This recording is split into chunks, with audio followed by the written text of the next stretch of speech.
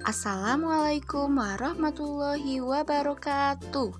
Hai adik-adik, selamat pagi. Selamat datang di channel YouTube Kak Dea. Apa kabar adik-adik semua? Kakak berharap kalian ada dalam keadaan sehat ya. Hari ini kita akan belajar tematik kelas 4, tema 8, daerah tempat tinggalku, subtema 1, lingkungan tempat tinggalku, dan pembelajaran ke-1. Mari adik-adik kita belajar dengan penuh semangat ya. Adik-adik, sebelum masuk ke pembelajaran, alangkah baiknya kita berdoa dulu ya. Berdoa menurut kepercayaan masing-masing. Berdoa selesai. Adik-adik, lihat tempat tinggalku yang asri, pemandangannya sejuk, indah sekali. Tempat tinggal adalah tempat manusia menetap untuk berteduh dari keadaan alam serta merupakan tempat melaksanakan hak dan kewajibannya. Amatilah gambar ini adik-adik. Gambar tersebut menunjukkan bagian dari lingkungan tempat tinggal.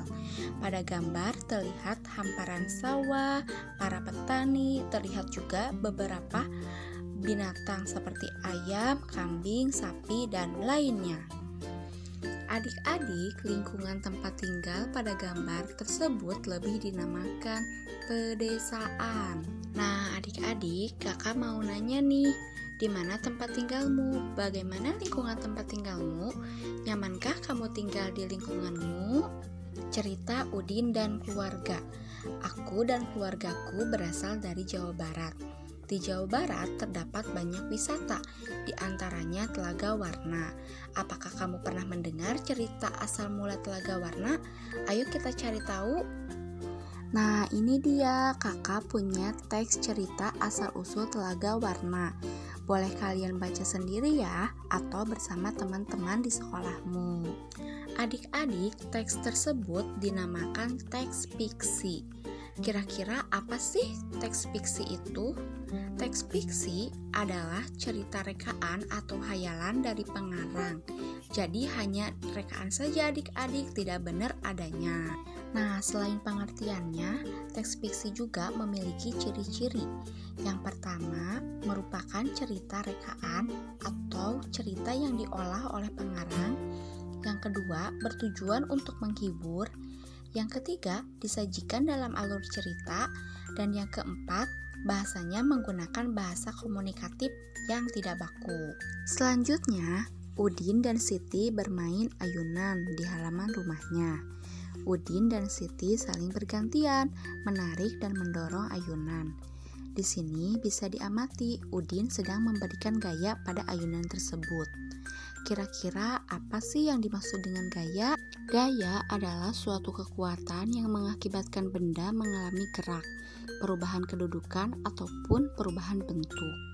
Gaya juga dapat diartikan sebagai tarikan atau dorongan yang dapat mempengaruhi keadaan suatu benda. Agar kalian lebih paham, yuk kita lakukan percobaan berikut.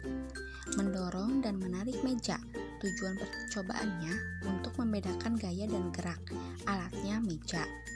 Untuk langkah-langkahnya, yang pertama, letakkan meja di tempat yang cukup luas.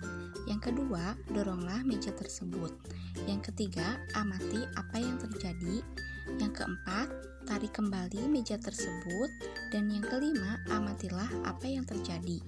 Kesimpulannya, meja ditarik dan didorong akan mengakibatkan perubahan gerak. Selanjutnya, bekerja sama dengan orang tuamu. Amati gaya tarikan dan dorongan yang kamu ketahui di lingkungan tempat tinggalmu.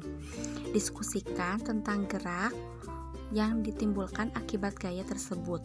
Tuliskan hasilnya pada kertas, kemudian ceritakan kepada guru dan teman saat di sekolah.